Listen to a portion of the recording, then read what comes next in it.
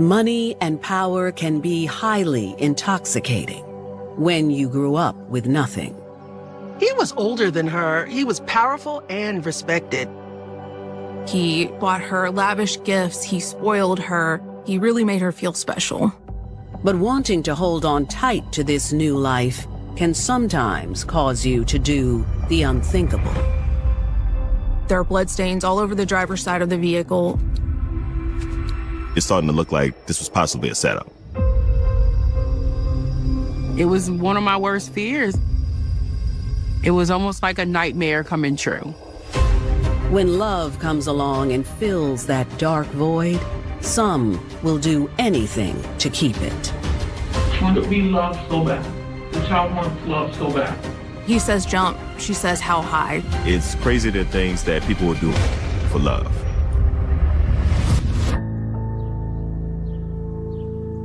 March 30th, 2012, New Orleans, Louisiana.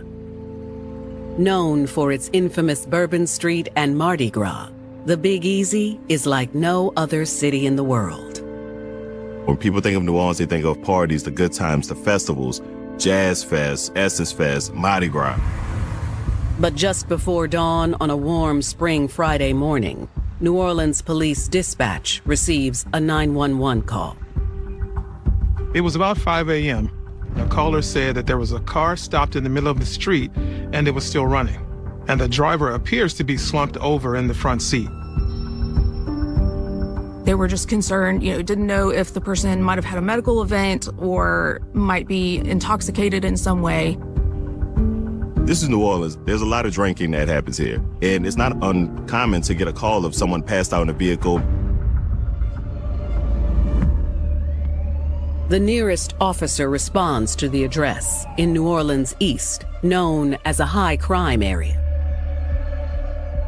When police arrive, there's nobody else around, and they see the car running, the brake lights on, and the officer walks up and knocks on the window, and the person inside doesn't respond, doesn't move.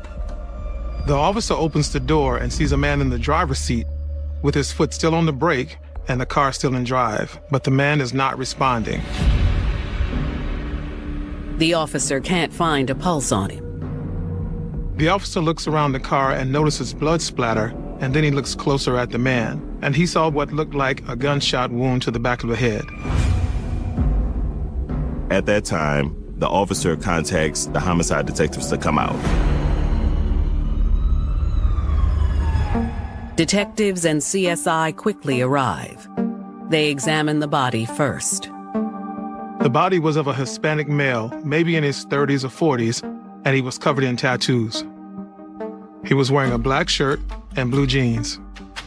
They notice multiple bullet wounds in the back of this man's head. The detectives notice that his pockets were flipped out. Then he doesn't have a wallet, which is usually a sign that he was robbed.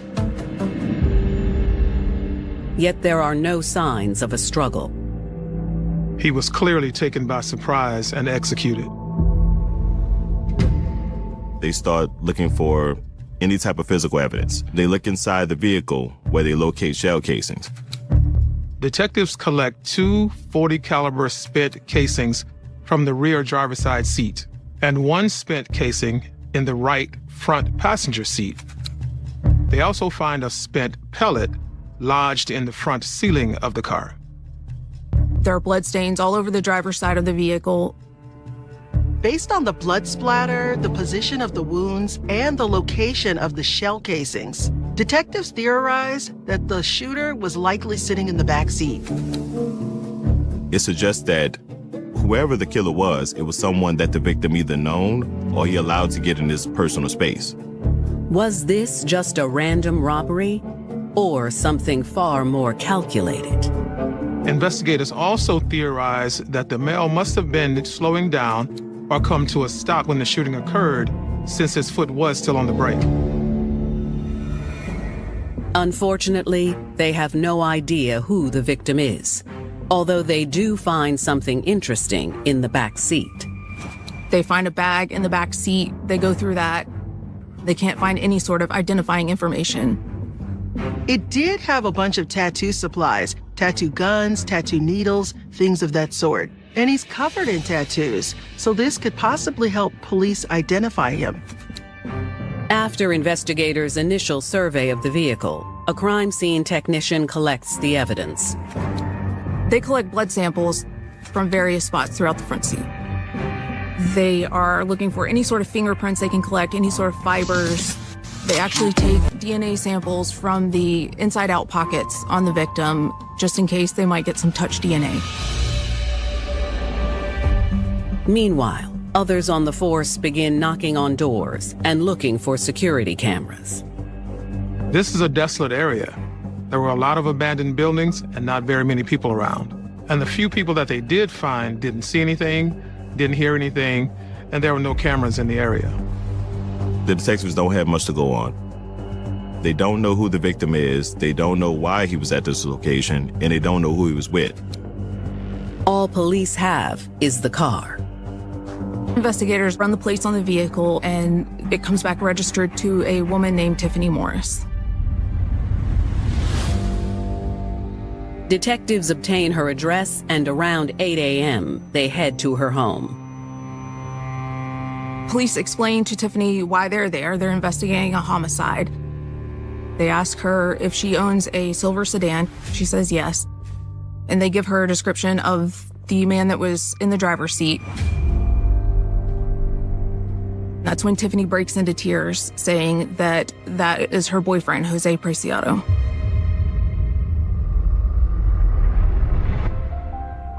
Born in November 1973, Jose Preciado was raised with limited means in a small Texas town. Jose grew up poor and without a dad, so his family struggled. Yet from an early age, Jose discovered he had great talent. He could freehand draw anything. He was super fast at it, and he just was an awesome artist as far as drawing. Jose's artistic passion soon led him to the world of tattooing. He started off with the homemade tattoo gun, which would be the sewing needle with the ink pen and the motor, and you give him a picture, he could draw it on you with an ink pen and do it. And then over the years, he's gotten better, and he got a real tattoo gun and started doing them like that. He would travel around, and people would call and ask for one. And he would come and do it at your home, so it was a lot of word of mouth. With his outgoing personality, Jose quickly made a career out of it. He was the type of person who made friends very easily. He was the life of the party. He even gave himself a nickname. Everybody on the streets knew him as S.A., not Jose. And he had S.A. tattooed across his stomach in big old English letters. Everyone knew him as S.A.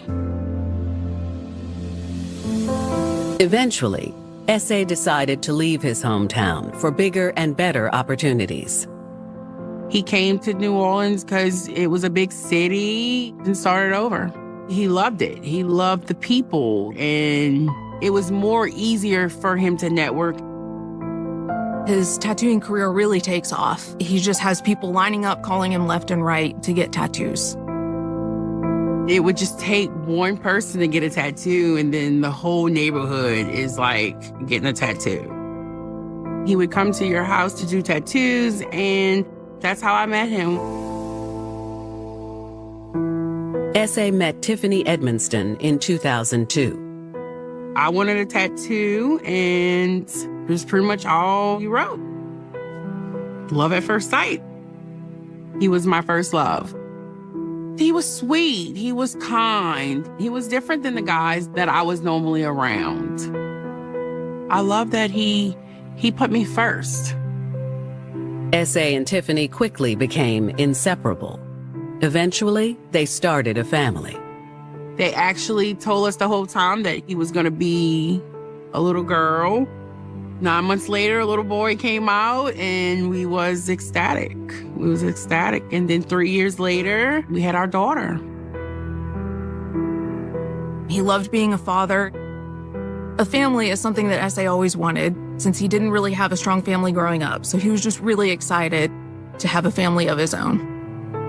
He wanted his kids to have a better life than what he did. He wanted to be present in it. He wanted to provide everything that he didn't get to do as a child. He wanted them to do. S.A. channeled his devotion to his family into his tattoo business. Unfortunately, that meant a lot of time away from home in some unsavory places, which eventually caused him and Tiffany to end things. He's going out at all hours of the night, meeting strangers all the time. You know, you don't know who you're meeting out there. I started to not agree with the tattoos. Now, we have 2 kids. You need to be safe. I would worry about is him going out there to leave to go do a tattoo and never coming back. Now, homicide detectives are at his new girlfriend's door, telling her S.A. has been murdered. It was one of my worst fears. It's like what I was scared that would happen. It was almost like a nightmare coming true. She agrees to come down to the station and help investigators any way she can. That's when they get their first big lead. Received a phone call. It was around 3:30. Do you know who this person was? On March 30th, 2012, New Orleans detectives are investigating the murder of 38-year-old father and local tattoo artist, Jose S.A. Preciado, found dead behind the wheel of his girlfriend's car.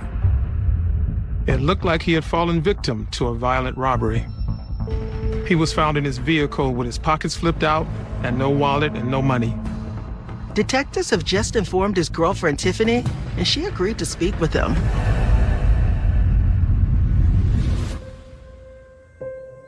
All right. Tell me what you know in relation to this murder, Jose's murder. We came home around 2:30. He had been visiting with a friend of his named Carl. Do you know what he was wearing when he came home? I know it was a black tee and his house slippers. He went by Carl's house. He stayed there for maybe 15 minutes. He came back home. He received a phone call. It was around 3:30. I answered the phone. It was a female, and I gave him the phone. The person on the other end said they wanted a full tattoo done on their back. Do you know who this person was? No. Did he mention who this person was? No. It definitely wasn't uncommon for someone to call and say they want to get a tattoo at 3 o'clock in the morning. Being in New Orleans, being the type of party city it was kind of normal. He would jump up and he would go chase this dollar, which it was his only income. So he wasn't going to pass up making any money.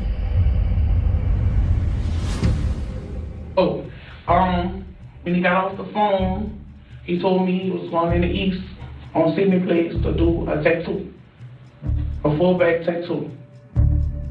Usually when he goes to do tattoos, he always brings someone with him just for his own safety. But in this incident, he went alone. So what time did he left? About 3:30? About 3:30, between 3:30 and 3:45. Okay. He borrowed your car? Right. Did he call you or text you when he got to New Orleans East? That they made it? It was a little bit after 4, and I texted him, did you make it? And he responded, just made it. That's the last text. She says S.A. took his bag with him that has his tattoo equipment and some cash. He always had a knot of money on him. He always handled it was only cash. S.A. had about $300 to maybe $400 of cash in his pocket. His girlfriend says when she woke up and he wasn't there, she got worried. And when I called his phone, it was going straight to voicemail. Before she could do anything, detectives were at her door. Hearing that he had received a phone call that led him to New Orleans East, which was obviously where he was robbed and killed for his cash, detectives immediately want to find out who the other person was on the phone. And they had a feeling that it might be someone that S.A. knew and that they knew that he would have cash on him. It's starting to look like this was possibly a setup. Who you think might have murdered your man? I don't know. I don't know nobody from these. I don't know what happened. Do you have any idea who was angry with him for anything? No. She provides detectives with the phone numbers of the woman who called S.A. at 3 a.m., along with S.A.'s friend, Carl, who he had visited earlier. Police run a search on a phone number tied to a mysterious woman who had called about a tattoo. While they wait for the results, detectives visit S.A.'s friend, Carl. They go and speak to Carl, and Carl says that, yeah, S.A. came over at about 2:15 that morning, and they just chit-chatted. Nothing serious. He didn't know anything about this tattoo appointment. The last thing he knows is that S.A. went home. Other than that, he had no further information about any caller or anything like that. But when the detectives asked him if he knew anyone who might have a beef with S.A., Carl admitted he might know something. Carl tells detectives that he heard on the street that S.A. was being accused of being an informant. In fact, he says he heard there was one guy who was particularly upset about it, a well-known drug dealer who goes by Naughty. Carl informs them that supposedly Naughty had received information that S.A. was talking to the police and being a confidential informant. In the streets, that's definitely a reason for someone to want to kill you. 2 hours after accusing S.A. of being an informant, this guy has his door knocked in and police are raiding his house. That event just added fuel to the fire. At this point, Carl doesn't know if Naughty is actually involved. This is something that he's been hearing in the streets. Carl said several other people accused him of being an informant as well, but Naughty was the last one.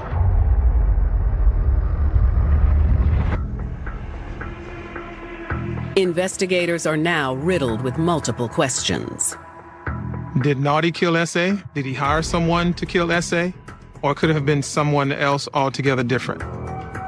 How does this woman who called S.A. fit into it all? Did she call to lure him out there? Is she the killer?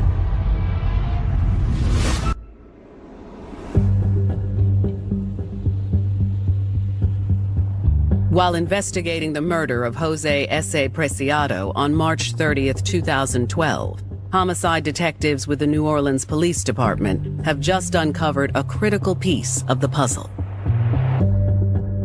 They learned from his friend Carl that S.A. had been accused of being a police informant by a local narcotics dealer named Naughty, who then had his house raided.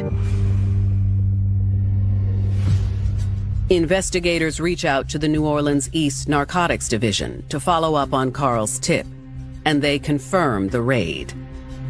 They did raid this person's house, and the narcotics unit also says that they arrested him and that he is awaiting trial on drug charges. When they speak with the detectives there, they learn that there actually was an investigation with a subject by the nickname of Naughty, and the real name of Naughty, which was Renard Coleman. They also tell detectives that they have no record of Jose S.A. Preciado. The narcotics division had never even heard of S.A. Naughty just got it in his head that S.A. was an informant. Detectives hope the phone records will give them a lead. In May, they finally get the results back from the cell phone company. Unfortunately, it was a dead end. The phone that actually called S.A., it was a burner phone. There was no information about the owner of that phone. With nothing solid against Naughty, investigators continue to look for other leads. The detectives go back to the scene, they knock on doors, but unfortunately, no one gives up anything.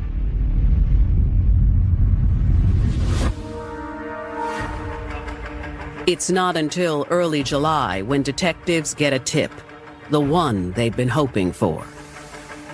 A woman named Sophia reaches out to police and says that she has information about S.A.'s death. All right. What do you know about that murder? She says that she knows a family member that is deeply involved. Shawayne. Shawayne. Shawayne Frank. Okay.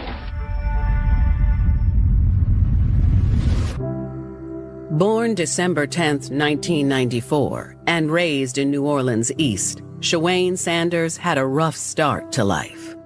New Orleans East in the 90s and 2000s had really just fallen on hard times. There was a lot of violent crime, a lot of drug dealing, and this is the type of environment that she grew up in. She was surrounded by it.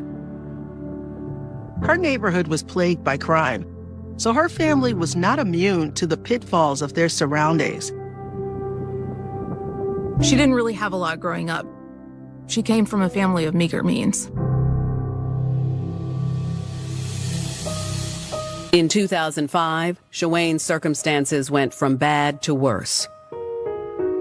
Hurricane Katrina hit this already struggling neighborhood and just absolutely decimated it. This was a very traumatic experience for her and her family, losing absolutely everything, having to start from scratch and rebuild.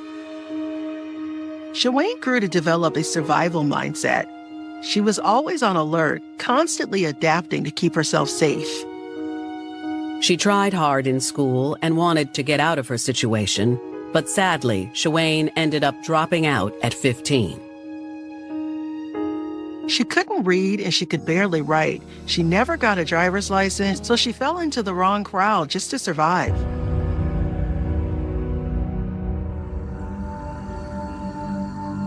It's in this group that she meets Renard Coleman, who goes by the nickname Naughty.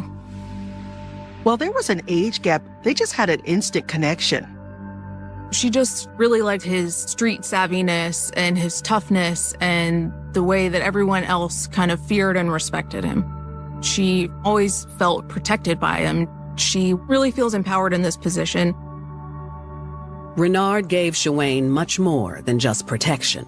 He gave her a life of luxury.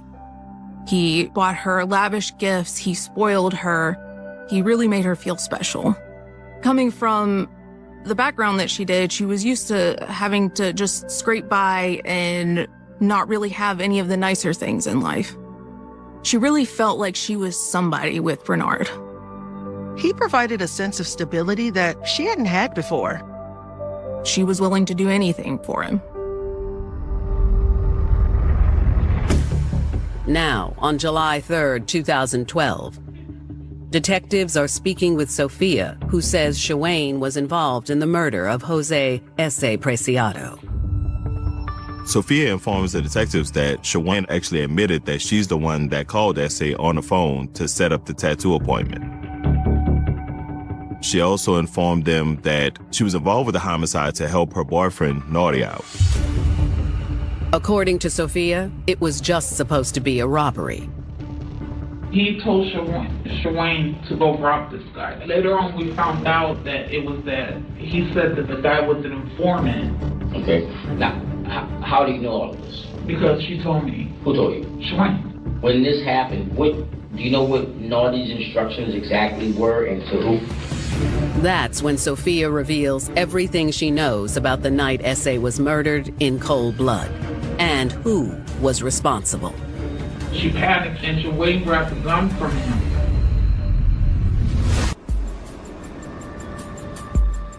July 3rd, 2012, New Orleans, Louisiana.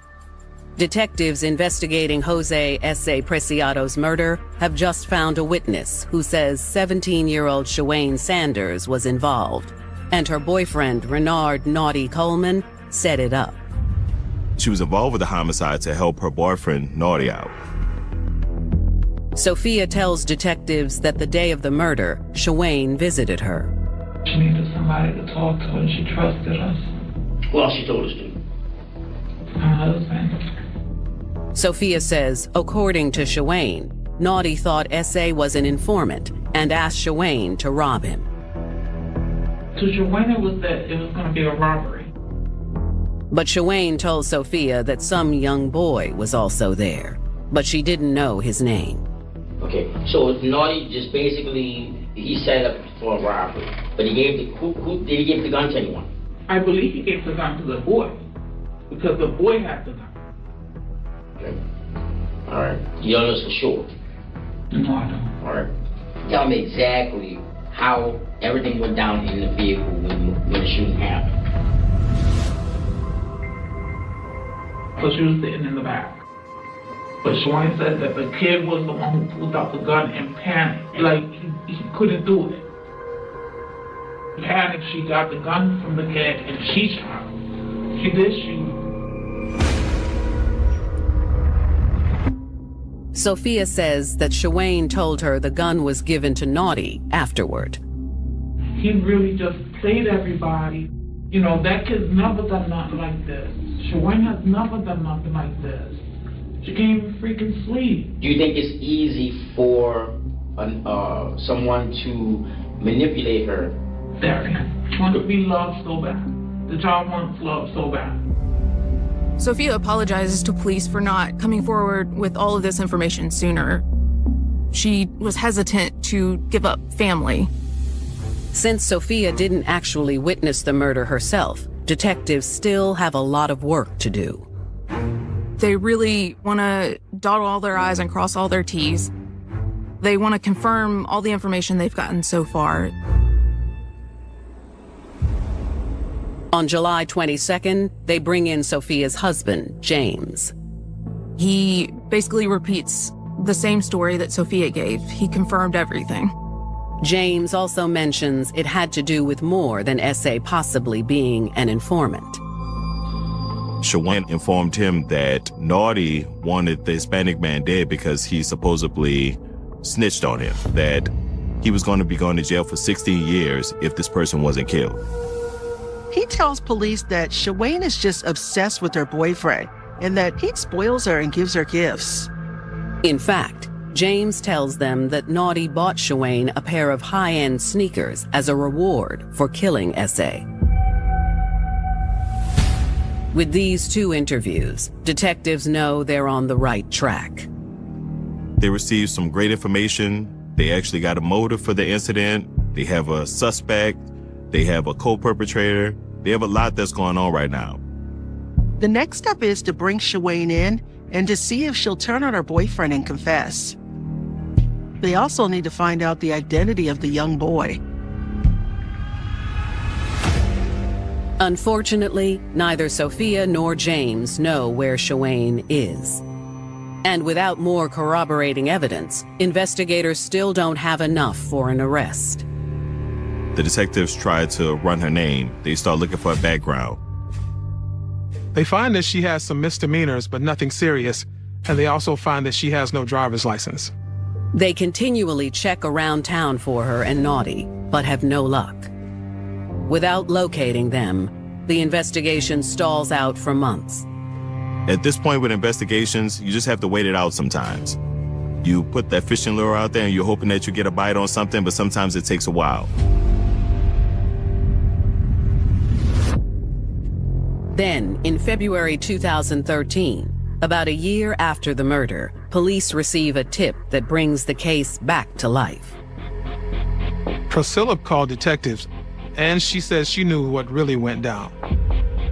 The detectives speak with her, and she actually provided a statement. Priscilla gives detectives a colossal breakthrough. Priscilla says she and Shawayne were in a relationship and that she was an eyewitness to the murder.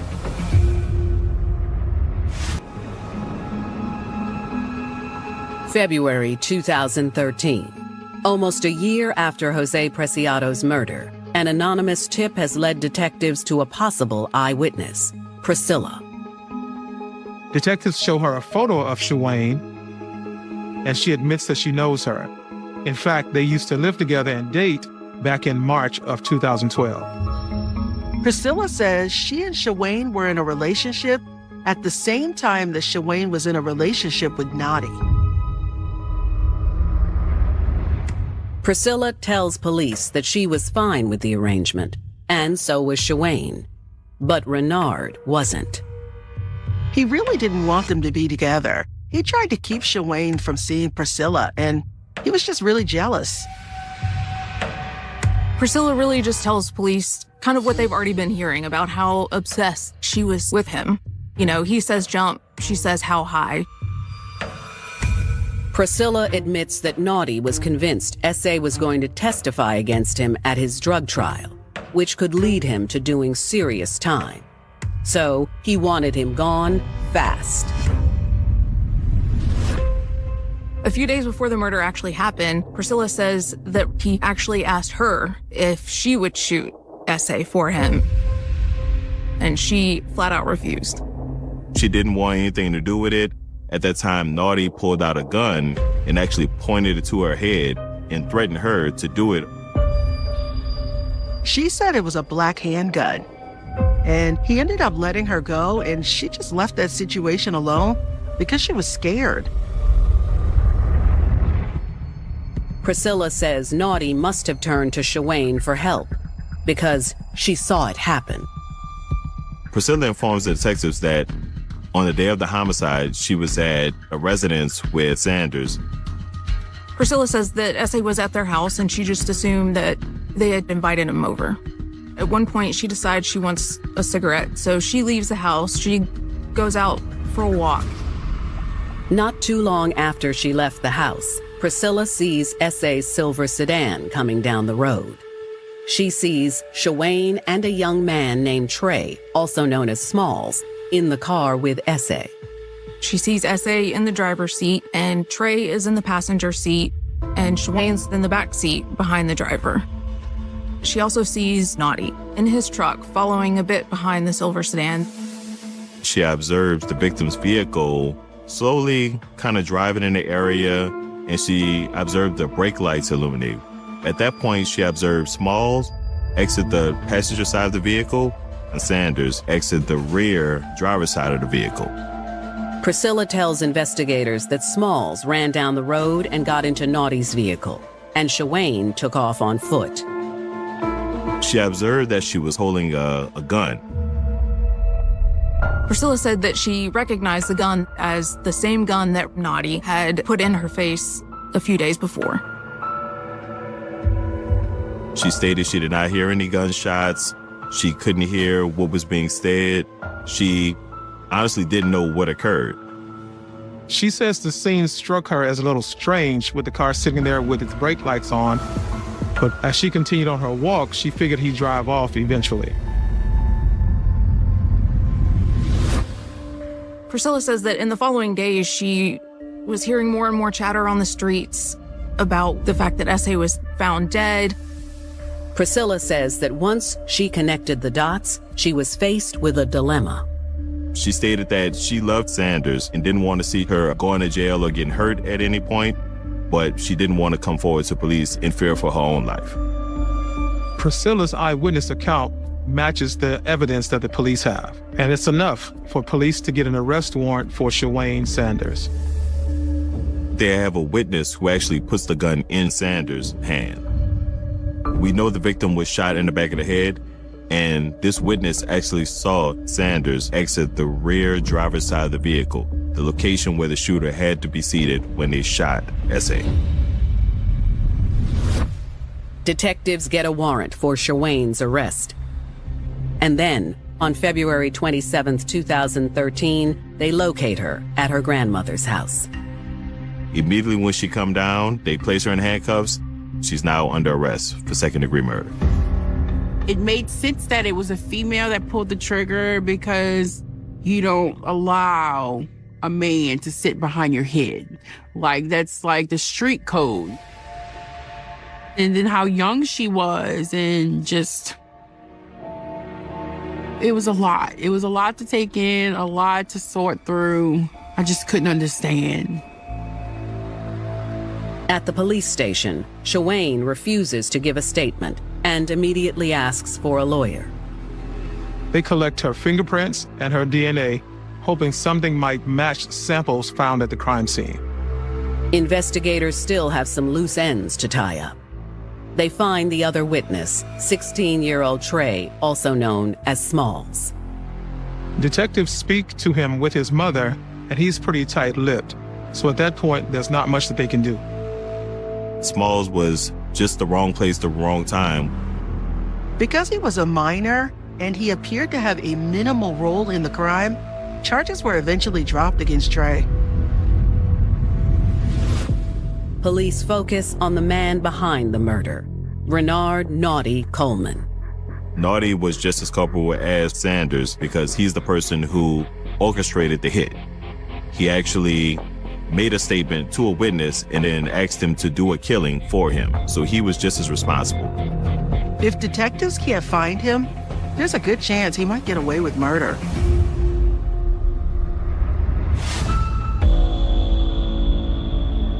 February 2013, New Orleans, Louisiana. 18-year-old Shawayne Sanders has been charged with second-degree murder for killing 39-year-old Jose S. Preciado. Police are still looking for the man they believe put her up to this, her boyfriend, Naughty. As prosecutors prepare for trial, they get the results of the tests conducted on Shawayne's DNA. But it's not what they were hoping. Her DNA was not in the victim's pants pocket, nor in the car anywhere. Her fingerprints were not in the vehicle, but the prosecutors moved forward with the case anyway. They still have Sophia and James, and they'll have to rely heavily on their testimonies. Sanders confessed to both of them, and they have Priscilla's testimony that she was there and saw her getting out of the car with a gun in her hand. Finally, in June 2013, detectives find the elusive Naughty and bring him in. But they get him in, and he's not talking. He's also charged with second-degree murder. He and his girl are possibly looking at life sentences. Prosecutors offer a plea deal to both of them, but they both declined, willing to take their chances in front of a jury. Prosecutors decide to separate their trials. Shawayne is first. On March 17, 2015, prosecutors are ready to take her on in court. However, Shawayne, now 20 years old, does something no one sees coming.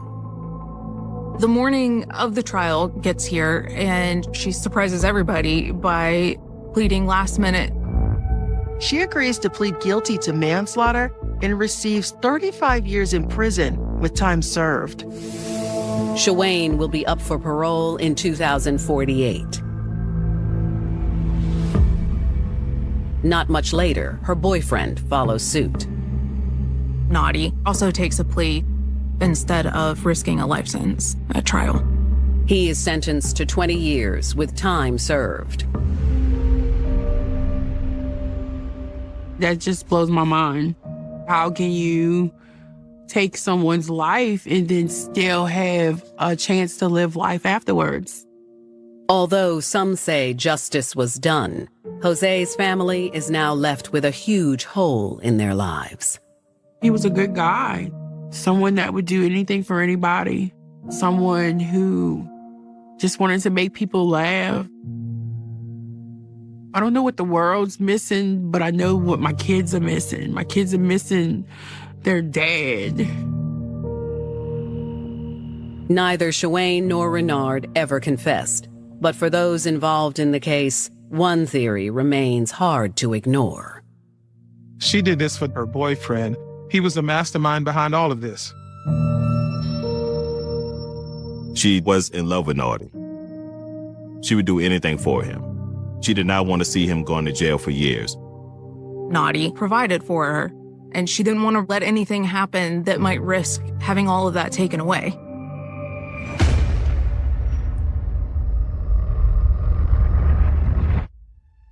I couldn't wrap my head around it.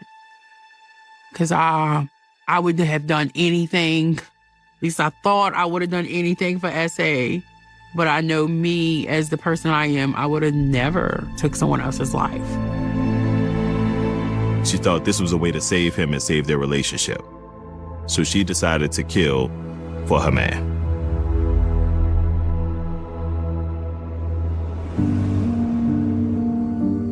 The allure of an older man showering you with gifts is hard to ignore. Teenage love is in full bloom in Yale, Michigan. But not everyone's happy for Tia Skinner and her new boyfriend. He was a bad guy with a bad reputation. Tia's parents forbid her from seeing him. But she's willing to take drastic measures to keep her new man in her life. What she orchestrated was just horrific. I don't know how anyone could come up with something like this. She saw her parents as an obstacle, and she wasn't going to let them get in the way of her and her boyfriend. And later, in a suburb of Detroit, love-starved Renata Hamilton falls hard for a self-described bad boy. She was in love with a hardened criminal. No good could come of this. And when Renata is pulled into his life of crime, it costs her more than she could ever imagine. She did this to prove her loyalty to him in hopes that he would never leave her. And it was her wanting to please her man. In the small town of Yale, Michigan, Tia Skinner has finally found a home after being bounced from house to house. By the age of 3, Tia was taken in by her aunt and uncle Merritt and Paul Skinner. She had 3 older siblings, 2 brothers, and 1 sister who were about 5 to 6 years older than her. Tia's older brother, Jeffrey, was her half-brother. They shared the same mother, and Paul and Mara adopted him a few years before Tia was born. Her other 2 older siblings, Aaron and Madeline, they were Paul and Mara's children. What color nightlight would you like? Being adopted by family, what's called the kinship home, certainly gives a child a much better advantage with regard to fitting into a family. For Tia, this was advantageous for her because it helped her have a quicker adjustment, and it helped her as far as being a more successful adult. And her new beginning with the Skinner family is a testament to how far she's come. Tia was born in a state penitentiary. Her mother was a drug addict. After Tia was born, she was taken by her biological father, who had her for a short amount of time. She did have a good relationship with her biological father, up until she was about 8 years old when he passed away. Over the next 14 years, the family showers Tia with love, giving her everything she needs and more. The Skinners were a very active family. They went on ski trips, camping trips. They loved to hang out together and have fun together and travel together. They were just a fun, loving family. With their support, Tia thrives. She was an honor student. She was well-liked. She was very involved. She played basketball. She was in the band. She played volleyball. And her family, they were her biggest cheerleaders. By her senior year of high school, all of her siblings are away at college, and 17-year-old Tia is left alone with her parents. Paul had a job as a pipe fitter, and he was out of state quite a bit. He was home on weekends. Mara was in the school system as a teacher. With Paul gone most days, she's under Mara's wing 24/7. Tia and Mara had a pretty regular schedule. Tia would make coffee for Mara in the morning. They'd ride to school together. After school, she would be dropped off to babysit, unless she had after-school activities. So they had a pretty steady and regular routine. As perfect as things may seem, there's still one crack in the family picture as Tia begins to blossom into a young woman. You're supposed to be doing your homework. The Skinner family, they never really had any major points of contention with Tia, but they did have issues with the boys that she chose to date, and it really started to become a problem for the family. I was just asking my friend Ashley for help. Okay, just stay focused. Her parents felt that the guys that she was choosing weren't worthy of dating her. They were dropping out of school, they were hanging out with the wrong crowd, they were into drugs, and so that became a very big struggle for her parents. Tia appears to have gone for the bad boys because that's what she knew. No matter how bad her dad was, she loved him for that, and so overlooked a lot of his very bad habits. She did the same thing with the bad boys. But their faith in God always keeps the family centered, even through her trying teenage years. The Skinners were a church-going family. Tia was involved in a youth group, and they went to church regularly. Every Wednesday night, she attends Bible study. And on one fall evening, she runs into 18-year-old Jonathan Kurtz, an old crush that will change her life forever. Tia actually knew Jonathan from high school. He was a year older than her, and he dropped out of high school and moved away for a while. And they reconnected when he came back, and she met him again at her church youth group. Those few hours together bring back old feelings. And the next day, Jonathan asks Tia to be his girlfriend. She happily accepts, but when she tells her mother, Mara isn't nearly as excited. And I think he really likes me, and I really like him too. Who is it? Jonathan Kurtz. Tia's mother knew most of the kids in the neighborhood, but she wasn't quite sure she was familiar with Jonathan. The name rings a bell, but I hope it's not the guy I'm thinking of. And what Mara recalls from teaching him in middle school convinces her she doesn't want Jonathan around her daughter. He was known for being involved with drugs, and at some point he was hospitalized for mental issues. Tia assures her that Jonathan has changed, and she begs her mom to give him a chance. You don't trust me with anything! You never trust me! No, that's not true. But Mara's mind is already made up. She wanted Tia to stop seeing him, and so she immediately objected to any continuation of the relationship. When Tia's father comes home from work that weekend, he sides with Mara. But Jonathan's rebel ways are already rubbing off. Despite her parents' orders, she keeps seeing him anyway. Their relationship pretty much had to be kept in secret. They had to sneak and text each other. They would meet at youth group, but there wasn't a lot of time that they had to actually spend together one-on-one. What we typically see in young love is, in this particular case, a young woman meets a guy who makes her feel really special, and therefore, because he is the first one, he's setting the template. She goes for him hook, line, and sinker. But her backdoor defiance is quickly found out. Mara drove past the park, and she happened to see Tia with Jonathan. They were just sitting there talking, but she was surprised. She didn't expect to see them together. Embarrassed, Tia leaves Jonathan behind and jumps in the car with a disappointed Mara. And what Mara has to say goes in one ear and out the other. Jonathan sent Tia a text message that said he loved her, and Tia responded and said she loved him too. She decided to take her cell phone away and put her on punishment and said that she was no longer allowed to date Jonathan. Mara thinks she's made her point.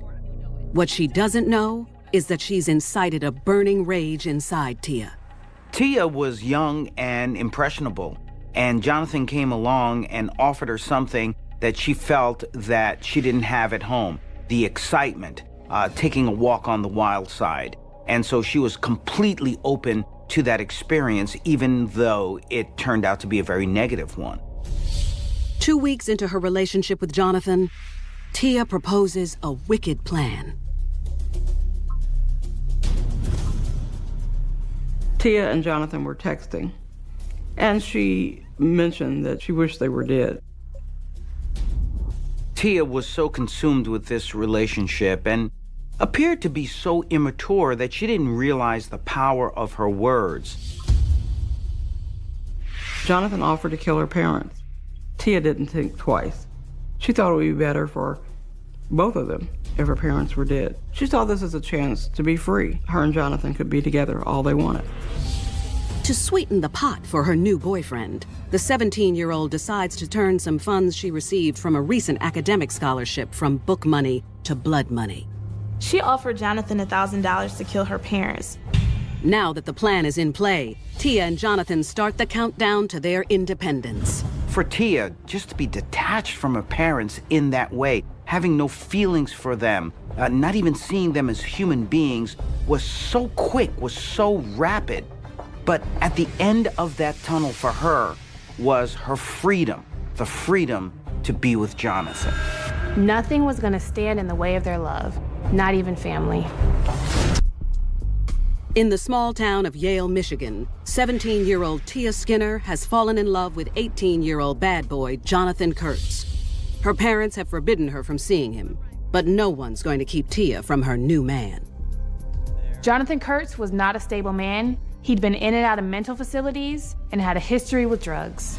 Tia and Jonathan had been together about 2 weeks, but she was convinced he was worth fighting for.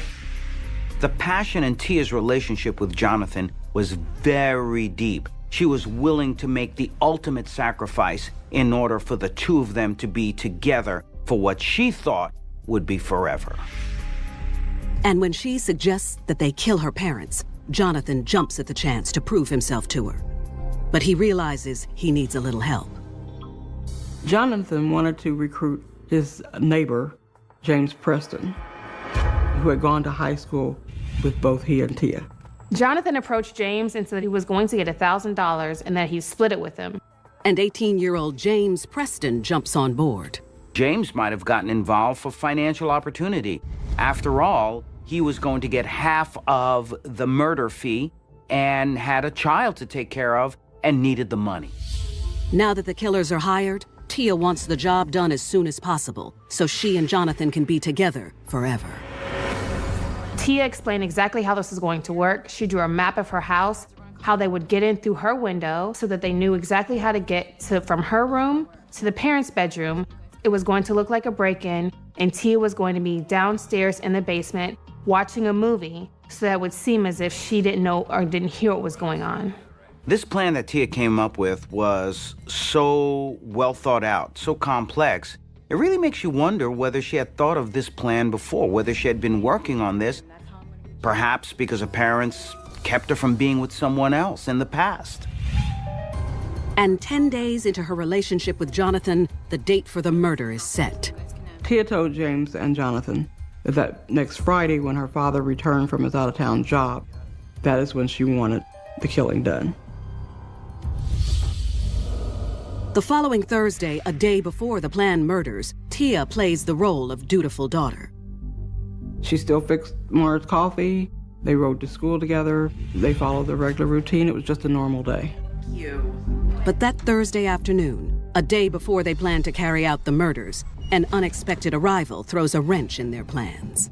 When Tia got home from school that day, she found out that her dad came home early. She sent a quick text to Jonathan telling him that they should do the murder tonight, and it should be done at 11 o'clock. This will be the end to Tia's troubles, and she and Jonathan can be free to pursue their love without interference. She has officially put the nail in her parents' coffin. No, we're not doing this tomorrow. We're doing this tonight. Jonathan and James will be ready. And while her murder squad watches the seconds tick off the clock, Tia spends some final hours with Paul and Mara. Tia and her parents had a normal evening. They went shopping together, they went out to dinner, and they came back home. But when they return home from dinner, Tia's thrown off when greeted by her brother Jeffrey, who's making an unexpected visit. But she knows it's too late to call off the boys. He and his parents were in the kitchen talking, and Tia took this opportunity to sneak upstairs. When Tia stepped into that house and saw Jeffrey, this was a sign that this plan wasn't going to go smooth as she wanted it to. In many ways, it brought her back to her own reality, to the possible guilt that she would be having to deal with, that she murdered her parents, but also murdered the parents of her siblings too. But the plan is still on. She anxiously awaits the arrival of Jonathan and James. At around 11 o'clock, Tia's parents had gone to bed. Jeffrey was in the living room, and Tia was at her bedroom window waiting on the boys. At 11:05, Jonathan and James jump the fence and run over to Tia's bedroom window where she lets them in. They had bandanas to cover their faces. They had stolen James' father's hunting knives. They came prepared. Tia has a chance to save her family, but she only chooses to spare her brother Jeffrey's life. You better get rid of him too, or we're gonna have to kill him. Just give me 5 minutes before you go into my parents' room. She told them that her brother Jeffrey was downstairs, and Jonathan made it very clear to her that if he wasn't in the basement, he was going to kill her brother. So she decides to lure him into the basement by telling her brother that she wants to watch a movie.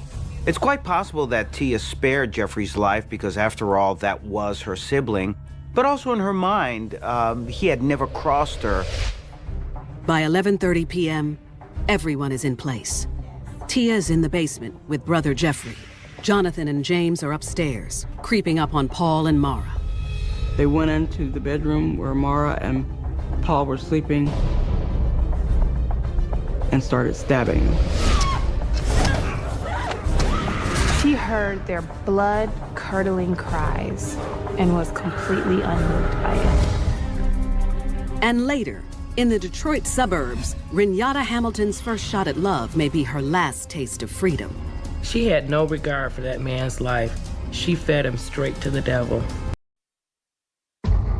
17-year-old Tia Skinner and her 18-year-old boyfriend Jonathan Kurtz have decided to murder her parents. While the Skinners sleep, Jonathan and his neighbor James Preston execute the horrifying plan. Jonathan and James walked into that pitch black room, and Jonathan began to stab Mara, and James began to stab Paul. Despite the surprise attack, Paul manages to fight back. Paul eventually got James into a chokehold, but he didn't have enough strength to hold him. So he got up and tried to chase them. Tia heard blood-curdling cries from her parents. They were both yelling for help.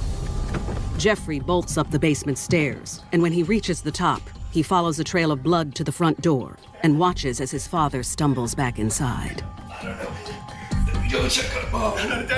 His father really didn't think he was going to make it, so he demanded that he go upstairs and try and save his mother instead. In the master bedroom, Mara's been stabbed 26 times, but she's able to grab her phone and call 911. Mom, just hang in there, it's okay. I'm gonna check on Dad. Jeffrey's torn between which parent to help. Assessing that Mara's in better shape, he runs back downstairs in a last-ditch effort to save his father. Jeffrey called for Tia's help, but she never came upstairs to help. Tia was downstairs as cool as a cucumber. Tia! Tia, help! It appears that Tia was so emotionally distant, so disconnected from her parents, that even though she heard their screams and their cries, that she was able to sit there, passionless, and just allow this crime to continue. Her brother was in fight or flight mode, so Tia's action really went unnoticed. 20 minutes after the attack, paramedics arrive. Cradled in Jeffrey's arms, Paul takes his last breath.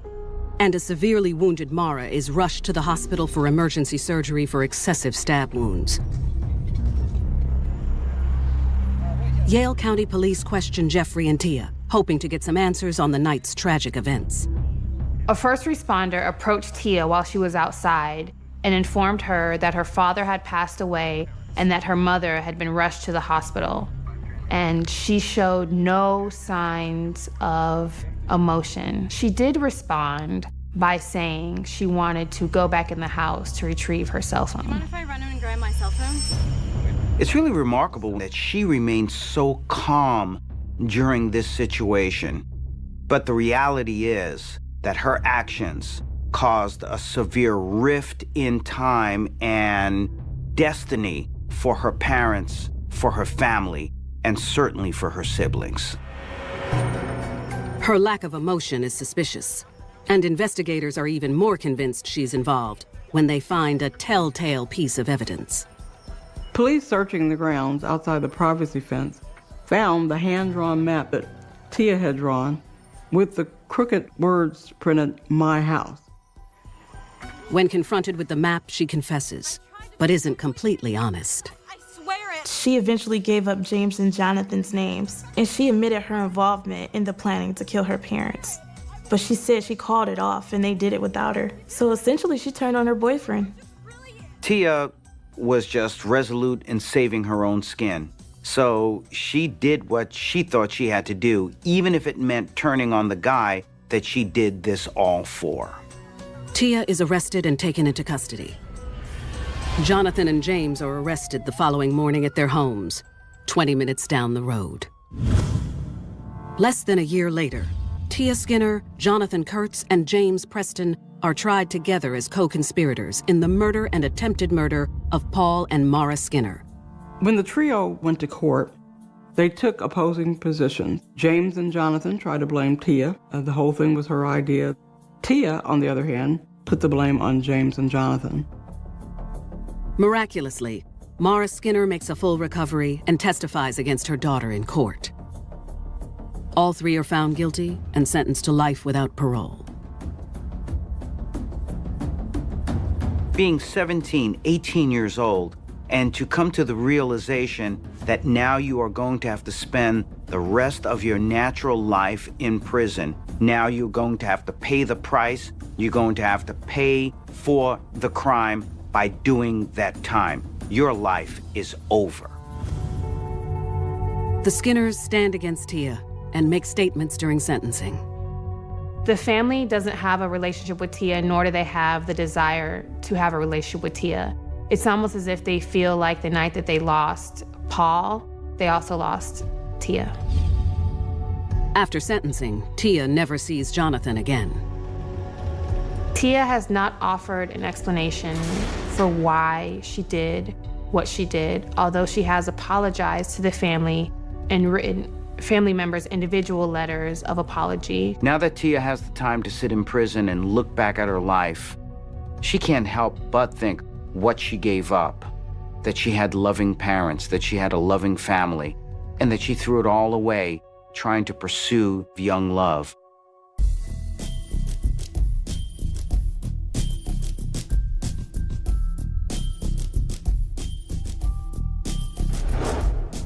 Tia Skinner sacrificed her father's life for a boy she'd known for only 2 weeks. Some 40 miles south, in Detroit, Michigan, Renata Hamilton shared a willingness to make someone else pay the price to keep the love of her man. But her journey seems to start off on the right track. Renata grew up in Detroit suburbs. She lived in middle-class neighborhoods. There wasn't a lot of violence. There weren't bad communities. She had a pretty decent home life. There was no abuse in the home, and it was a loving family. She had close family ties.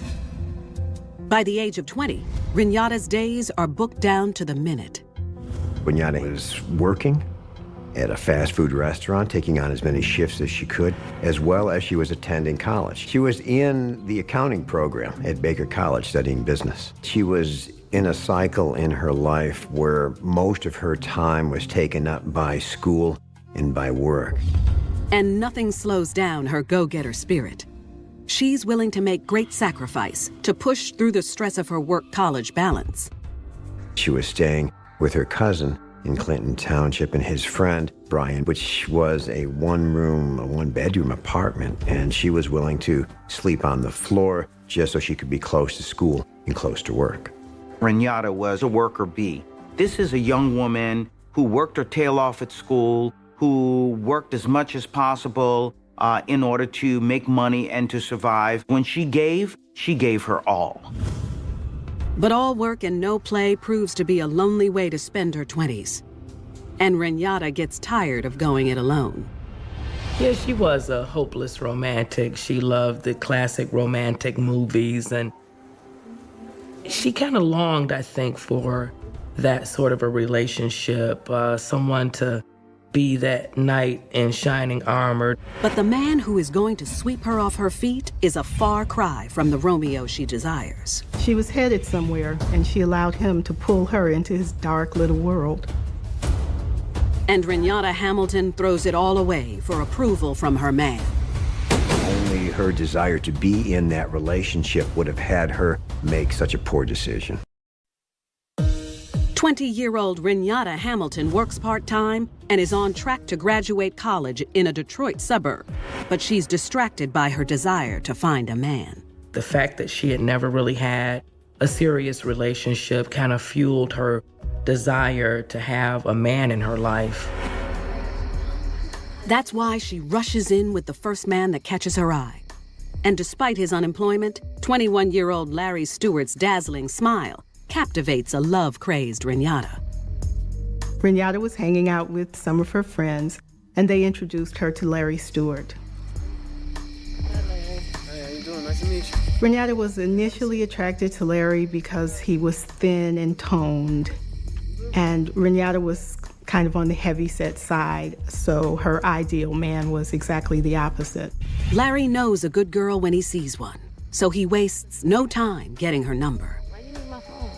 I want to get to know you better, that's why. Renata may like Larry's swagger, but it's no act, and Renata learns she's bitten off a little more than she can chew.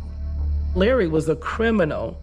His criminal history included domestic violence, obstructing police, marijuana possession, and assault with a dangerous weapon. Not the kind of guy you want to take home to mom and dad. For Larry to have such a lengthy criminal history by the age of 21, you have to look back to his upbringing. Probably was very dysfunctional, probably didn't have many opportunities, but certainly this was a person who didn't make the right choices because possibly the choices weren't really there for him.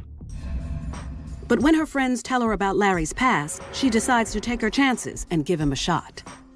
She was just happy to have someone to love and be loved by. With her new bad boy around, Renata breaks out of her shell and starts to live a little. Larry was able to take her out of that humdrum study work existence. He didn't have much money because he wasn't working, but he was a warm body, someone who showed her affection, and that was very important to her. Larry started coming over to the apartment almost every day and sleeping over. Even though she shares the apartment with cousin Justin and roommate Brian, Renata and Larry make a space for themselves together on the living room floor most nights. And she showers him with love every chance she gets. She had been spending what little money she had on Larry, making sure that he was fed, buying him gifts. She was doing everything she could to maintain that relationship. It's quite possible that living the existence she had, where it was really all work and all study and sleeping on a living room floor, Larry brought her love, and that was probably the only bright spot in her life at that point. 5 months into the relationship, Larry drops a bombshell when he tells Renata he owes $250 to a loan shark. Without a job, he doesn't have the money to pay it back. What's more, if he doesn't pay up soon, his life may be in danger. Larry wasn't shy to ask people to help him. He was getting in over his head. He was trying to find ways to get money without really having to work. She jumps into action, trying to clear Larry of his debt. So Renata paid $100 of Larry's debt to this bad guy. She was in love with somebody who didn't have her best interest at heart. She was in love with somebody who was going to do what he wanted and use anybody in his path to help him. For Renata to give $100 to Larry to pay off the guy that he owed, some people would say, well, what's the big deal? That's not a lot of money. But for Renata, who was barely making it by financially, it was a major sacrifice, but one she gladly made because she loved Larry. Despite Renata's generosity, Larry's still concerned for his life. And she can't imagine life without him, so she's willing to help him any way she can. So you remember the money you gave? Larry proposed robbing someone. Renata bought into this plan. She really wanted to try to save Larry. Are you with me? Most couples at that stage of relationship begin to commit to one another. Renata and Larry decided to commit a crime. Just outside Detroit, Michigan, 20-year-old Renata Hamilton has fallen in love with 21-year-old Larry Stewart. And now she's willing to do anything to save her man's life from a loan shark. Larry owed money, and Renata had only been able to pay $100 of it. Larry suggested to Renata that they plan to rob people so he could get money. Are you with me? Blinded by love, she joins forces with her criminal boyfriend to come up with the perfect robbery. One thing that's very clear about Renata was she was dedicated and she was a worker bee. So when this plan came up by Larry to rob someone, she gave that her all. No matter how dangerous, she was willing to make it work. And on her way to work, a few days later, Renata runs into 21-year-old Kevin Brown. Kevin Brown was infatuated with Renata. Kevin worked at a local factory, and when he got off work, he typically went through the drive-thru and saw Renata's face. He flirted with her a lot. As usual, she keeps Kevin hanging for the chance at a real date. It truly is ironic that Renata, someone who really cherished love and wanted that in her life, would take someone like Kevin for granted. She disregarded him, treated him as if he was less than nothing. And despite the continued rejection, Kevin hopes for a change of heart, though Renata's heart is in Larry's hands. Renata was at home with Larry and mentioned to him that she had spoken to Kevin Brown. Larry knew about Kevin Brown. He had seen him driving a nice car, flashing wads of money, and that gave Larry his bright idea. Kevin would cash his paychecks and keep the wad in his pocket. Larry thought that there would be hundreds, if not $1,000 in his pocket. Larry believes Kevin's an easy target, but he'll need Renata's help in order to reel him in. Think about it, I'm gonna call you then. Ha, you do that. The plan was for Renata to set Kevin up by telling him to pick her up for a date. When he came to pick her up, Larry would be hiding in the hallway and would jump out and rob him. She puts the plan in motion and reaches out to Kevin with a private invitation to her apartment. You can pick me up at my house Monday morning, okay? He's down, it's done. For the first time in her life, Renata got what she always wanted, the love of a man. And at this point, she was willing to do anything in order to keep that relationship, even if it meant putting the life of another man on the line. The following Monday, Renata awaits Kevin's arrival for their much-anticipated date. She called Kevin to give him directions to the apartment, but they ended up staying on the phone the entire time. But she was also on the phone through call waiting with Larry. Larry waits in the hallway outside Renata's door. She was able to verify the type of car that Kevin was in, what Kevin was wearing, and she, of course, relayed that information to Larry so he knew who to look out for. He's driving a Lexus truck, and he has on flannel and some jeans. Kevin got out of the car and walked into the apartment building. Renata was listening by the door inside her apartment. An anxious Kevin makes his way to her apartment. Before Kevin could knock on Renata's front door, Larry came rushing at him with the gun out in hand, pointed at him. To Larry's surprise, this is not going to be easy. Kevin Brown is ready for a fight. Kevin Brown, in fact, grabbed the gun in Larry Stewart's hand, and the two of them began to struggle. Renata watches the fight through the peephole. That's when the shots ring out. Immediately after the struggle started, 2 rounds were fired. One of the bullets went right through the front door of Renata's apartment. A shot went off. Oh my God, Larry.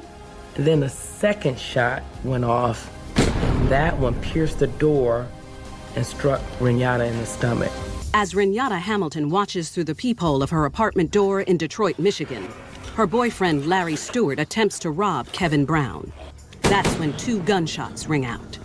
The 2 rounds that were fired, one not only went through Kevin Brown, it went through the wall and struck Renata Hamilton.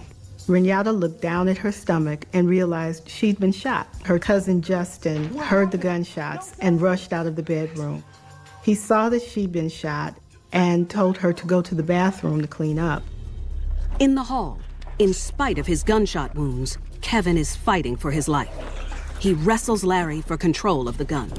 Kevin and Larry wound up tumbling down the stairs towards the front door.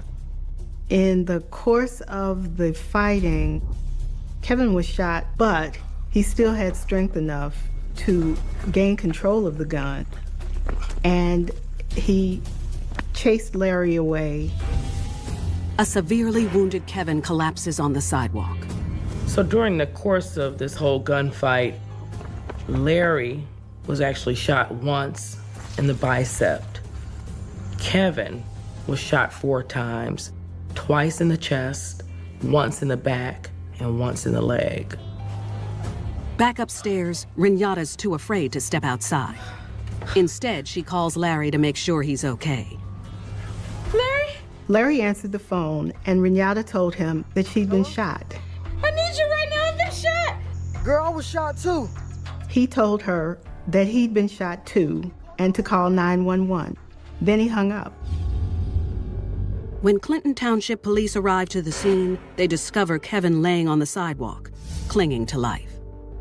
Kevin never told him what happened. Kevin's concern was so great for his life. All he could focus on was repeatedly asking for an ambulance.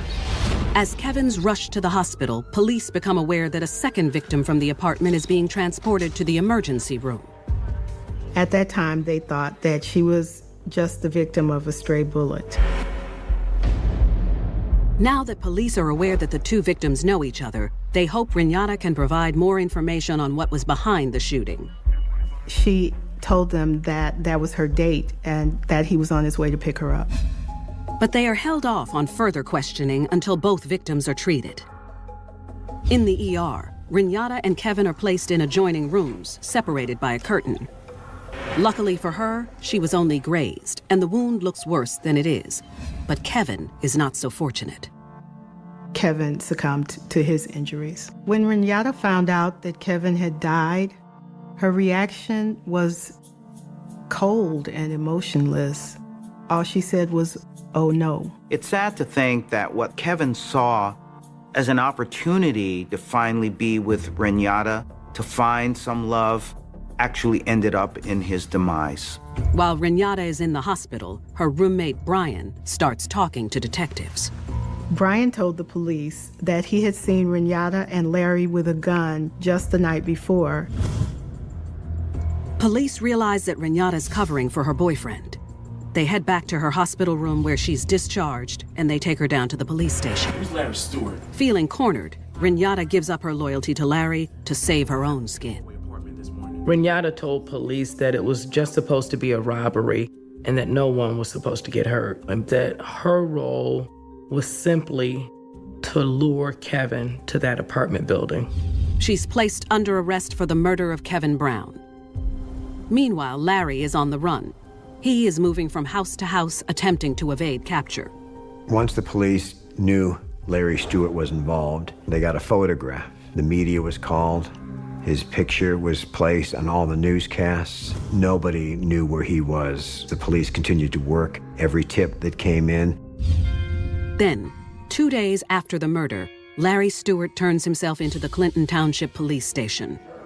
He's not seen a doctor since his gunshot wound to the arm, and he's weak and desperate for medical attention.